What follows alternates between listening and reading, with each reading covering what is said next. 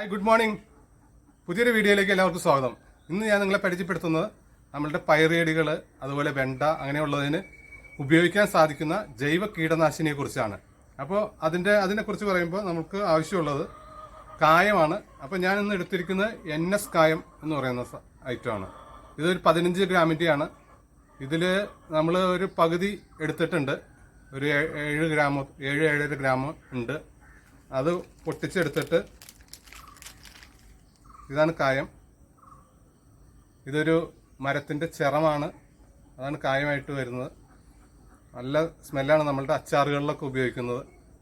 അപ്പോൾ ഇതിൻ്റെ പകുതി എടുത്തിട്ട് നമ്മൾ ഒരു 5 ലിറ്റർ ഒരു 6 ലിറ്റർ വെള്ളത്തിലേക്ക് ഇത് ഇട്ട് വയ്ക്കുക. തലേ ദിവസം ഇട്ട് വെച്ചതിന് ശേഷം ഈ ബക്കറ്റിൽ നമ്മൾ ഇട്ട് വെച്ചതാണത്.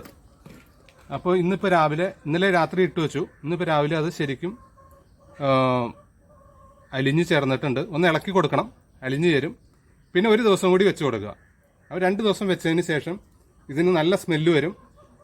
ഈ സാധനം നമ്മളെടുത്തിട്ട് നമ്മൾ സ്പ്രേ ചെയ്ത് കൊടുക്കണം.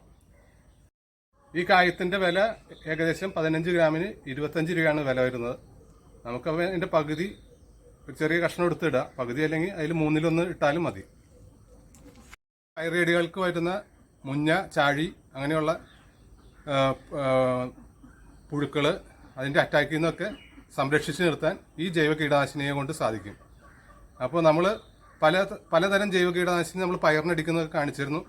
ഇത് എല്ലാവർക്കും ഉപകാരപ്പെടാൻ വേണ്ടി ഒരു ജൈവ കീടനാശിനി കൂടി പരിചയപ്പെടുത്തുന്നതാണ്. അപ്പോൾ നമ്മളിതൊന്ന് അടിച്ചു കൊടുക്കുന്നതും കൂടി കാണിച്ചു തരാം നിങ്ങളെ.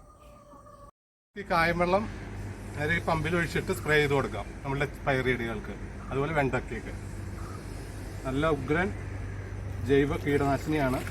എല്ലാവർക്കും ഇതൊന്ന് പരീക്ഷിച്ച് നോക്കാം. നല്ല റിസൾട്ട് കിട്ടുന്നതാണ്.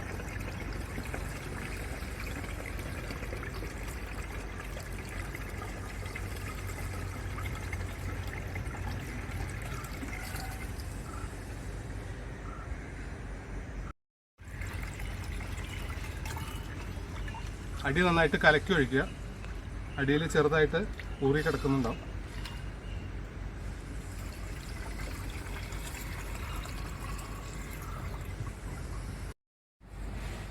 നന്നായിട്ട് സ്പ്രേ ചെയ്ത് കൊടുക്കുക. നമ്മൾ ചെടികളുടെ ഇലകളിൽ നന്നായി സ്പ്രേ ചെയ്ത് കൊടുക്കുക.